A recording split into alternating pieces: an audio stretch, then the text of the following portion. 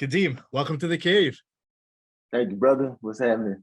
Thank you for joining me today. You know, the listeners and viewers that tune to the City View, man, they're gonna remember you from the 80s and 90s. I grew up from the 80s and 90s as different world, Dwayne, but I'm very Yeah. excited about your new role as Arlo on Moonhaven. You like it? You see how many you seen? I've seen the first 3 to 4 episodes. So Nice. so Yeah, I mean I'm excited about this role, my friend. yeah, me too. I couldn't.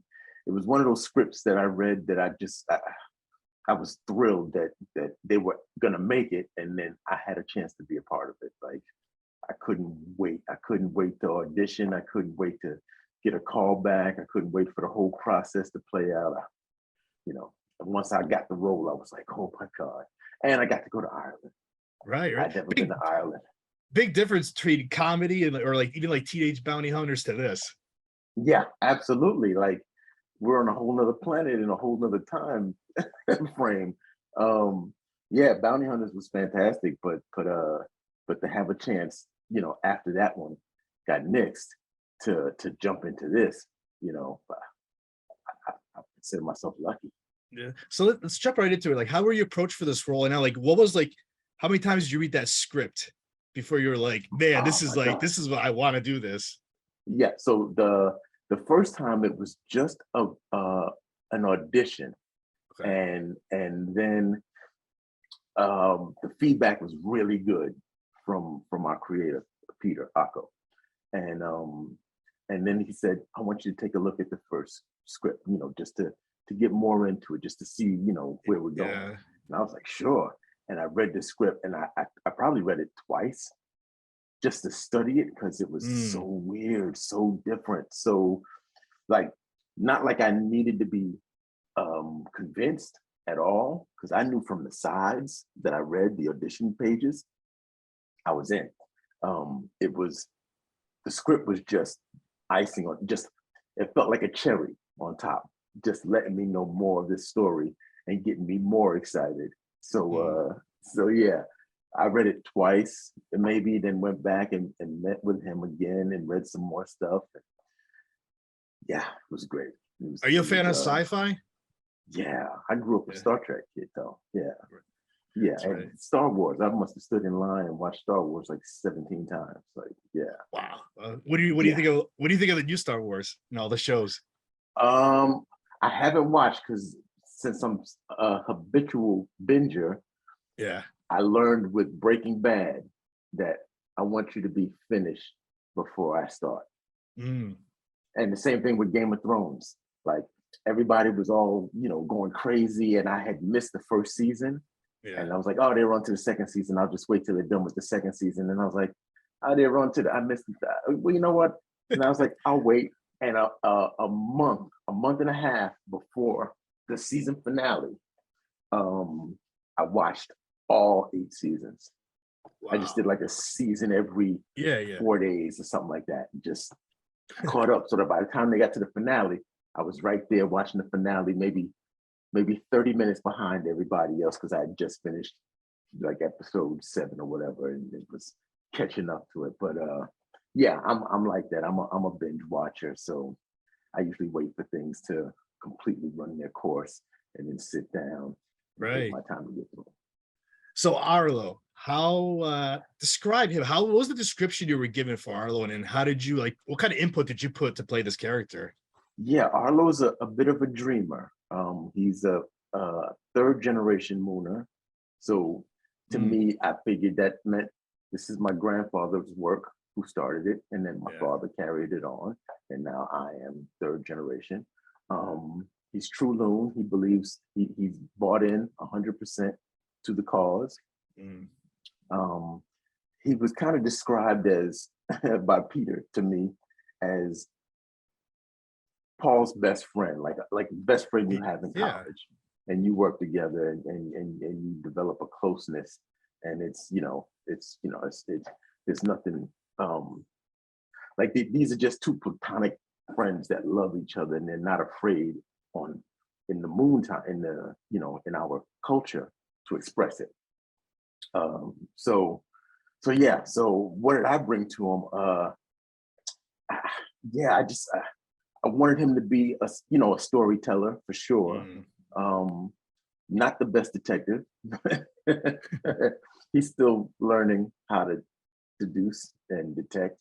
But I just wanted to have fun with him. I knew the show was going to take some twists and some turns, and I wanted to remain Arlo. Like he might come up with a joke, he might say something out of pocket. He's always going to be him.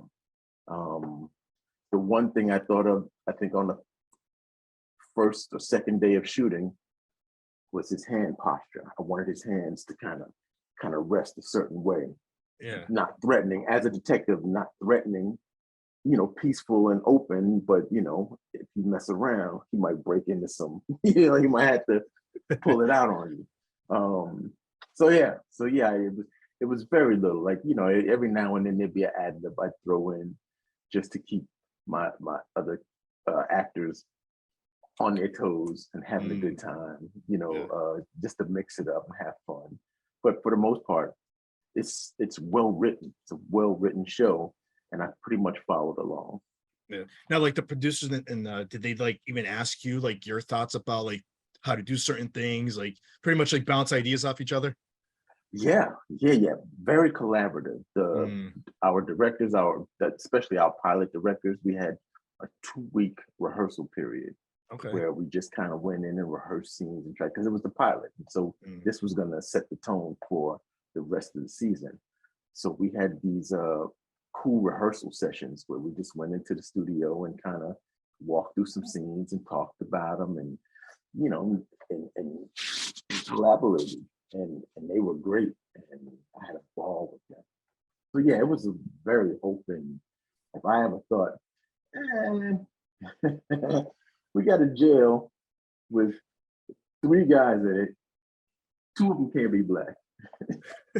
On the move. I'm just saying. Yeah. 2 of them guys in the jail can't be, or the other guy in the jail. Yeah, that's little things like that was like, that was small. And they were like, oh my God, we didn't even think of that. Like, yeah, you're absolutely right. Stuff like that. It was nothing. What do you think was the biggest challenge playing this character? Any challenges? Challenge-wise. No, it was, maybe our language wasn't a challenge. It was more fun for me to really commit to it. Because I could easily, we're gonna make this guy from Brooklyn and I'm gonna talk like I talk.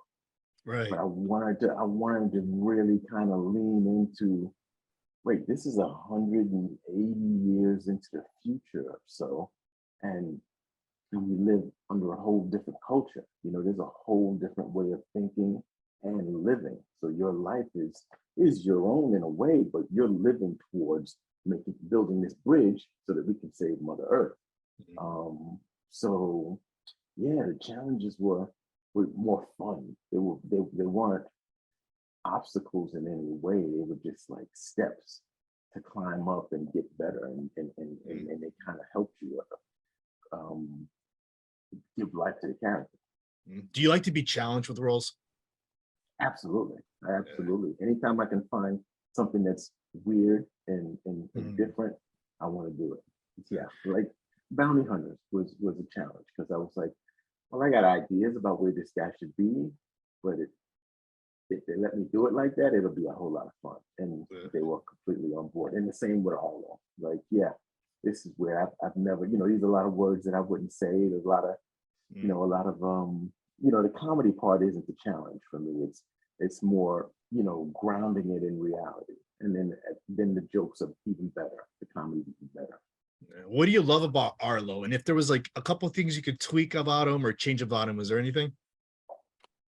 Oh, what do I love? I love everything about Arlo. I love that he is not going to be serious in the most serious moment. And then he will. He's unpredictable in a way.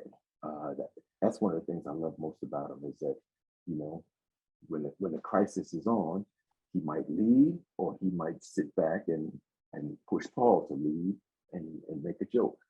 And try to lighten the mood or to bring the attention to him so that Paul is not in such a hot spot, a tight spot. What would I tweak about Arlo? Boy, I don't know. Maybe no. Nothing, right? I kind of like the way he is. I mean, I'd like to see some places like, you know, I'd love to know more about his love life and his family that I can't spoil stuff. So Right. yeah. Did you? First of all, I forgot to congratulate you. Season 2 just got picked up. Now, is there a what's been like the fan reaction with all this, and like family and friends tuning in watching this, because it has a big following now? Yeah, we're starting to get there. Everyone who's seen it really likes it. So I read some stuff online. I try not to get too much into the comments, but you know, there seems to be two kind of camps. There's one that's against it because I don't think they've seen it. They've seen some previews and they kind of make up their mind like, I don't like that. I don't want to see that kind of stuff. Right. And then there's the others that have watched a few episodes and really kind of dig it, and it feels hopeful and refreshing, which is not the norm for TV. So yeah, most of the reactions, everybody who I've known that's seen it, that hit me directly, they love it. How amazing is the cast that you work with too? Oh my God, all of them are studs. I had a ball going to work every day. I barely got to work with one of my favorite characters. Elias plays Mighty Boss, and I barely got to say any words to her on screen, and I just love listening to her. I remember the table read, just sitting there and listening to everybody around, going, "Oh, I got to get my moon thing together because they sound legit. They sound legit." So yeah, it was really good. All of them are great. Dominic, Emma, Yasmin, Amara, sorry, geez, I always say that. Amara, Ayala, Joe, yeah, Robin, they're all fantastic. All it's like I got a favorite scene with all of them. You know what I mean? Like, what's your favorite scene? Well, it depends. Like, what do you mean? Do you mean with this character or with this character? Because I have a favorite scene with literally everyone. Yeah. You actually answered one of my questions. One of my questions for you was somebody that you didn't have a lot of scenes with that you're hoping for in the future. Yeah, Mighty's a beast. Ayala is killing it, and she is a higher up, and I'm kind of a more of a lieutenant, and she's more of a general. So there might not be a lot of room for us to come together, but I would love to just talk back and forth with her. It would be great to see Arlo in that spot, with the general, and still be in Arlo. You have some intense scenes with Emma, Bella Sway's character. Like, man, how do you describe that chemistry? I think I really believe that of all the Mooners, Bella is amused and intrigued by Arlo, because when we met first out of all the cast members. Well, Dominic I met through the audition process, but Emma and I were at the airport together, landing in Ireland, and we ran into each other in customs. So I got to really meet her first, say hello, squeeze her first, and instantly we had a big brother, little sister thing, and and I think she's intrigued and amused by Arlo.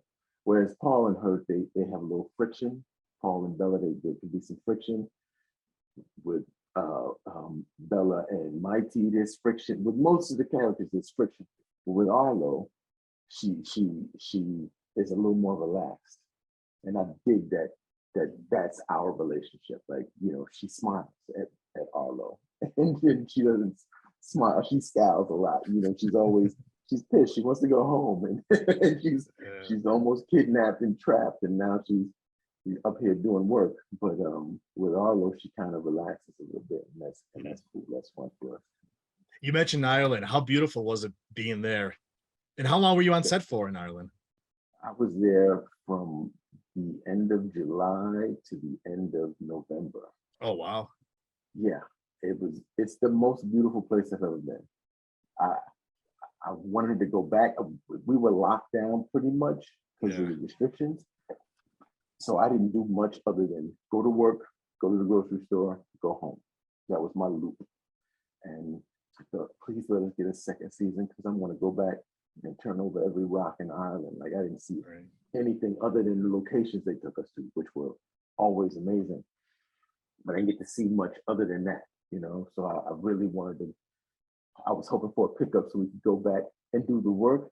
And at the same time, now I could get out and see Ireland a little more. So yeah, that's one of my favorite places I've ever been. That's awesome. Lastly, like, what's one thing you want to tell the Moonhaven fans? We got a second season coming, y'all. That's the first thing. And thank you for watching and putting us high up on AMC Plus's streaming device. Yeah, we had a nice splash entry. So yeah, it's only gonna get better.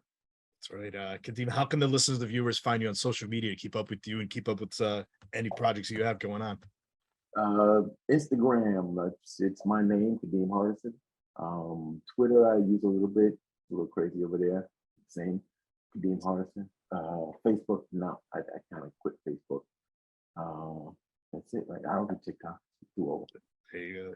Kadeem, thank you for giving me a few minutes to talk about Moonhaven. This was great. Thank you, Elias.